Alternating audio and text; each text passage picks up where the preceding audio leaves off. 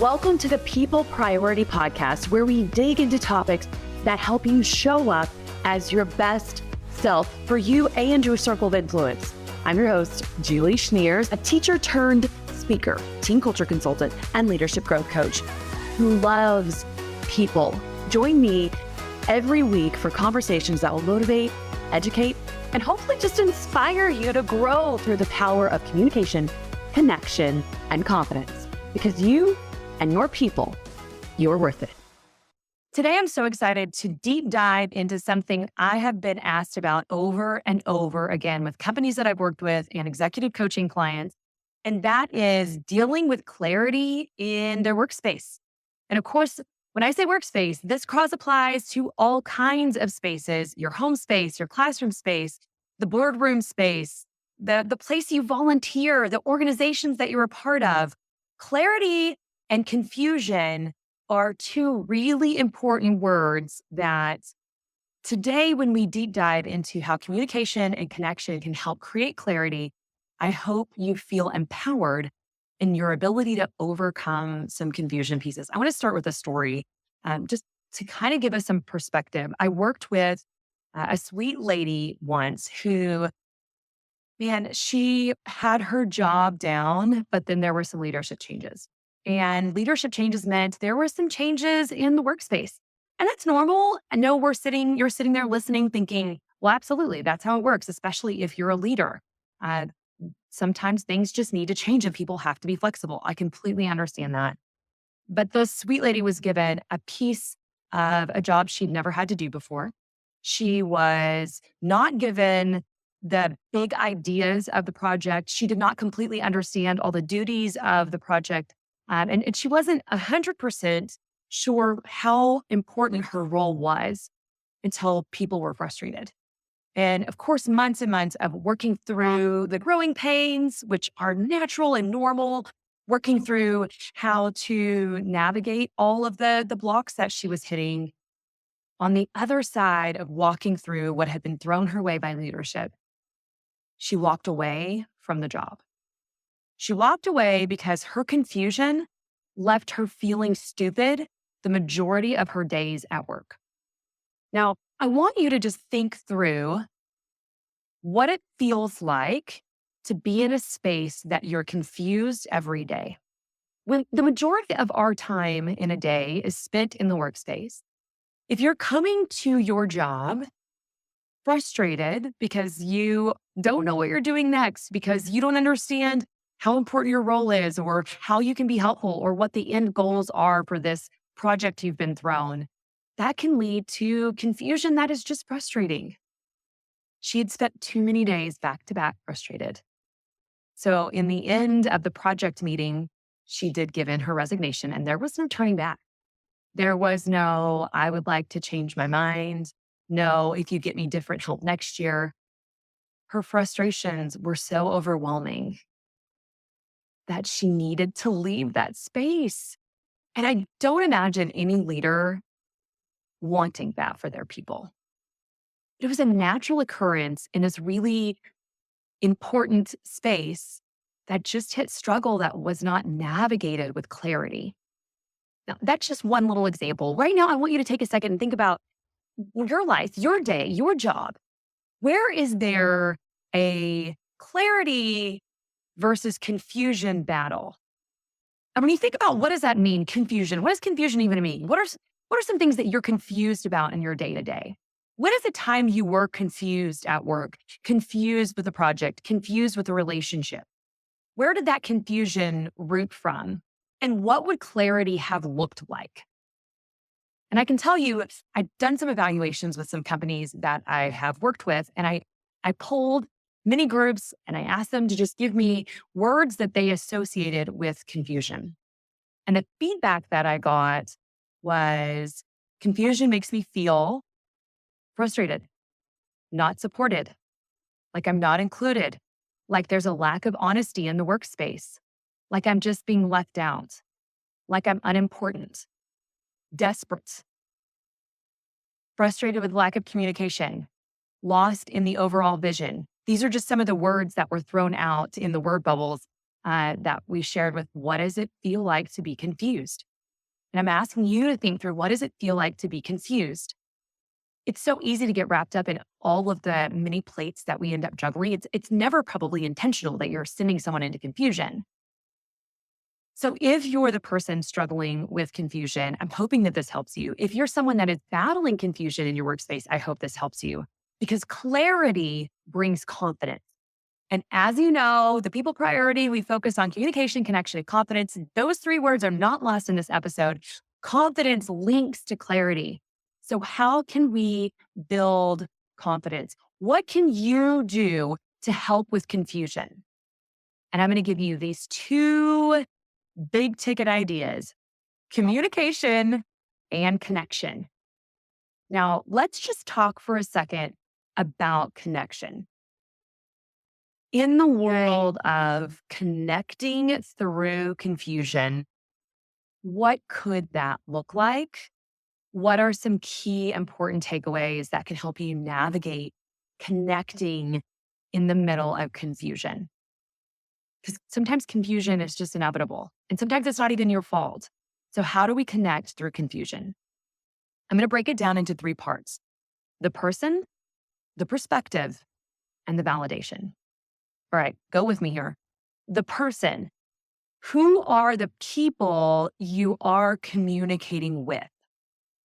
I want you, if you're confused and you're frustrated, I want you to see the person, not the problem. And 9 times out of 10, when we're working through confusion, it's really easy to get just focused on the frustration and the problem of it. And we can't work with the person that could create clarity for us. And if we focus on the problem more than the person, connecting with the person that could help us navigate clarity, unmuddy the waters of confusion, then we're going to build frustration, not only for ourselves, but for the person that we are frustrated with or think we're frustrated at. So really look at the person and not the problem. Don't make it like this person must be making this problem and therefore I'm frustrated at this person, but look at this person. This person is my leader and the problem is this. So let's just connect with this person and find, here it is, the next one, perspective. So let's say the person is that connection, that person is part of our problem. Walking in their shoes and seeing some perspective can really help you know what next steps in a meeting you should take or how that conversation could be started.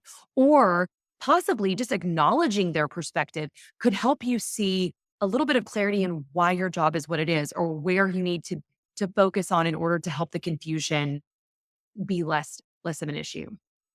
So the person and then their perspective. Now, the validation in this connection is the next piece, the next key piece. And that's making sure the person feels seen and heard. Now, if you're the person that is on the leadership side, this is a great way to connect in making sure your people feel seen and heard.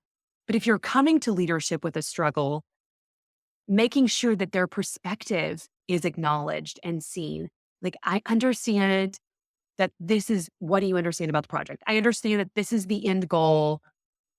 I can see how that could be important to the space that we're in, but can we walk through the how to get there together? It just helps open those communication pieces that we're going to talk about next to be a little bit easier to connect. But the validation means don't be afraid to ask questions that validates what's next. Because that validation of here's what's happening, here's what I know, here's what I don't know that I need clarity on, of course, is going to help you connect, which is going to help you walk through the struggles of confusion before everyone's frustrated, before you feel unimportant, before you feel lost, like you don't know what the vision is. And a good way to start that conversation is, even if you're the leader, asking what would help most look like to you in this situation. So if there's confusion and your person comes to you and they're like, I don't even know how to fix this. I don't know what I'm doing.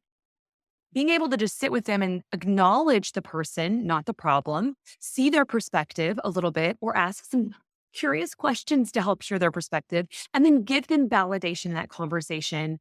And then asking the question, what would help you most in this situation?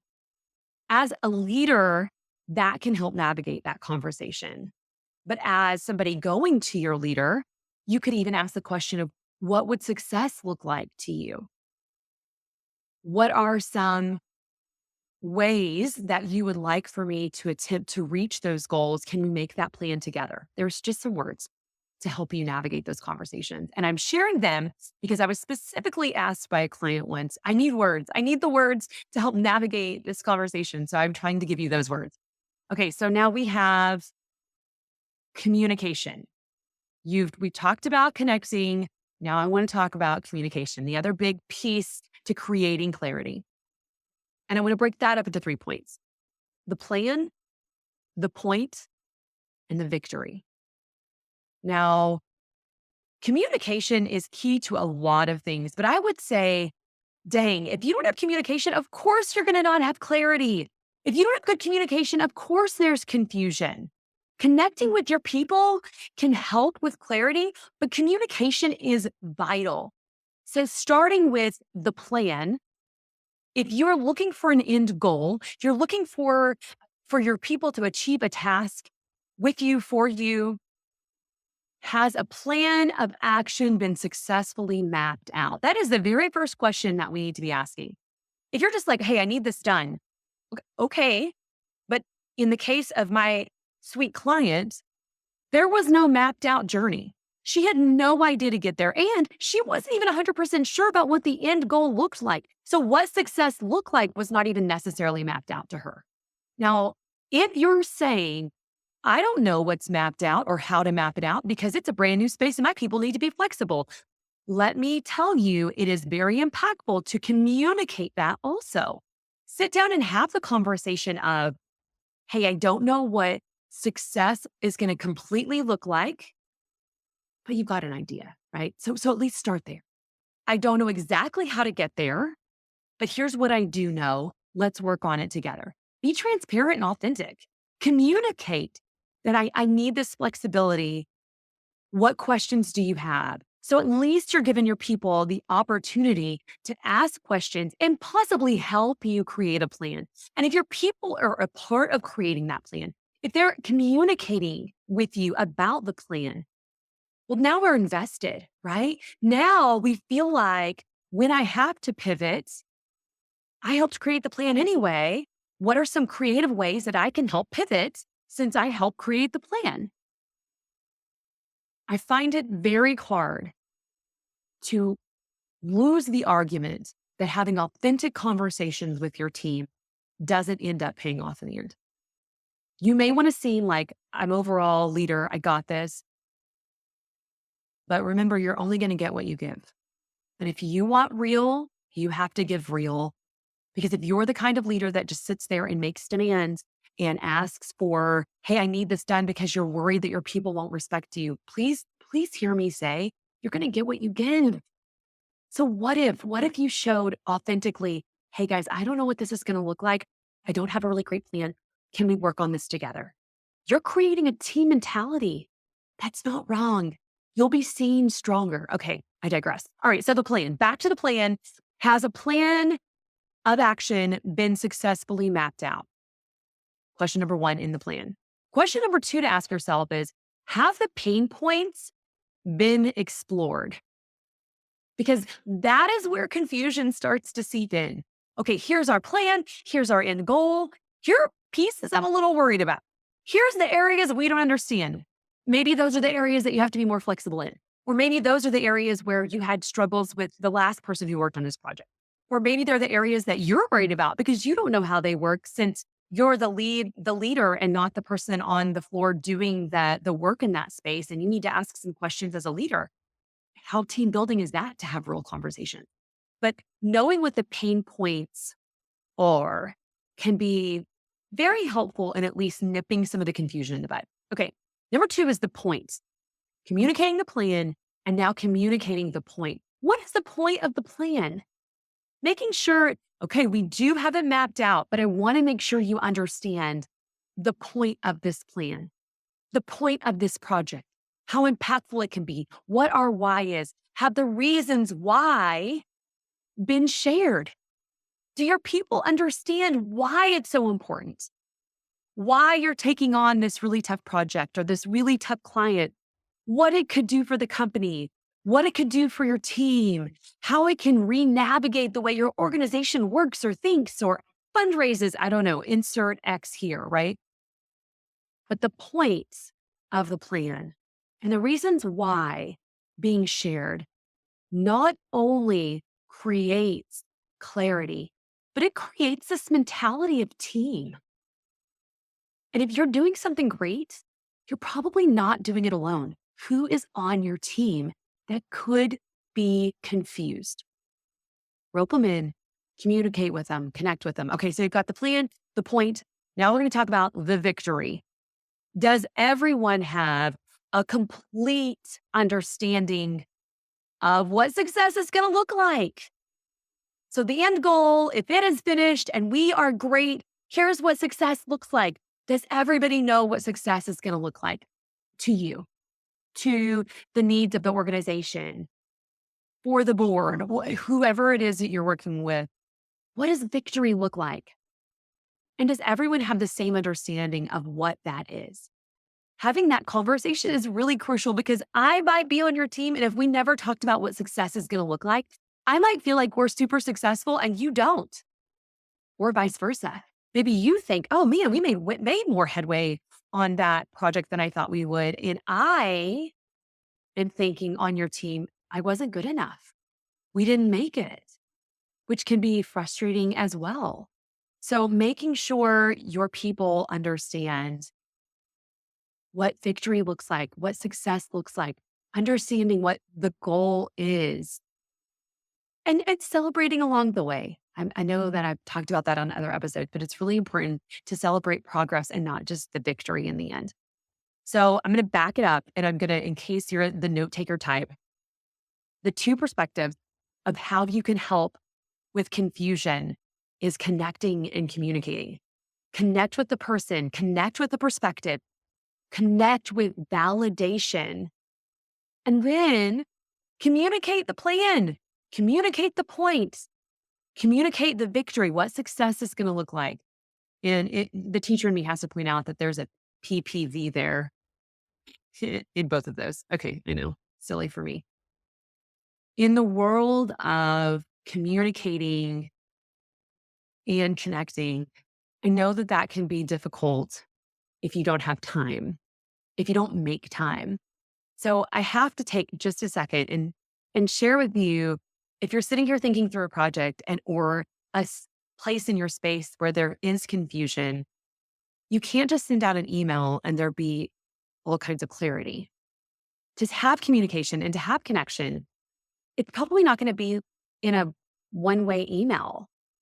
It's going to be really wise to get in front of your people. And of course, I'd rather do everything in person, but I know that that is not always practical in the world that we live in today. So maybe it's on Zoom. Either way, the point is that you're giving the opportunity for genuine communication, which means you're also listening and you're giving a space for people to ask questions. You're giving a space for people to create a safe place to share where they're frustrated, a place where they can ask, well, what would this look like to you? And how can I get here differently? Or here's the problems that I've already seen. That sharing, that communication is really vital.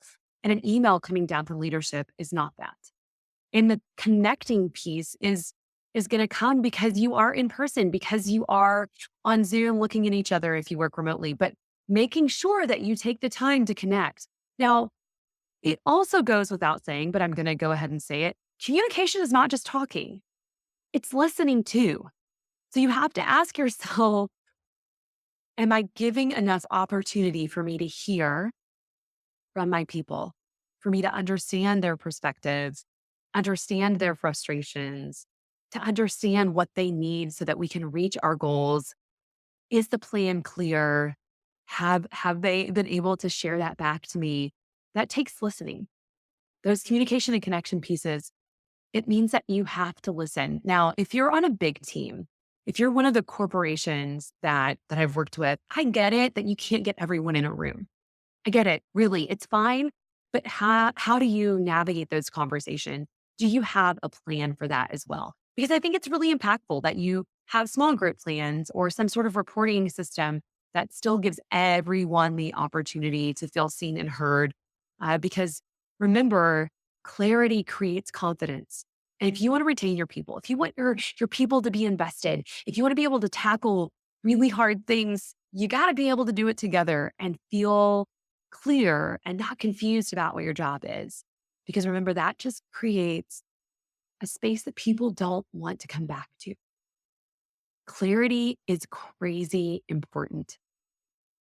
Now, I love to kind of think about 3 takeaways. We've talked so much about communication and connection and clarity that I even reviewed. I feel pretty confident that you have the big key takeaways. But I want to tell you at the end of the story, that sweet client, she found a different space that she's in love with. She found a different space where she feels appreciated, she said. And I truly believe that her appreciation, her feelings of appreciation come from a space where she knows what her job is. Because I know she was also appreciated in her old space. But appreciation feels different when you're frustrated. You might not see it. You might not feel it. And even though we should never make decisions based on our feelings, because that's not real evidence. What does the evidence look like? And if the evidence is I'm having a million meetings about this and I still don't have good answers, that lack of communication, that lack of connecting in what she needed falls on leadership. It falls on the person she reports to. It falls on how do you want your people to invest? Do you want to retain them? Make sure you take the time. Take the time to have those conversations and to connect with where they are so that there is clarity. And if we're going to flip this for just a second to your home space, asking yourself, what does my friends, family, kids, is there clarity in all of those spaces? Is there frustration somewhere because of confusion? Because it's very likely that the things we've talked about today are going to cross apply. I hope they are helpful. I hope that talking through communication and connection and clarity gives you confidence to step forward differently. Because living in the world we live in today, there's a lot of confusion and we don't need anything else. We don't need one more place to be confused. There's enough going on. You can barely even watch the news. But your challenge this week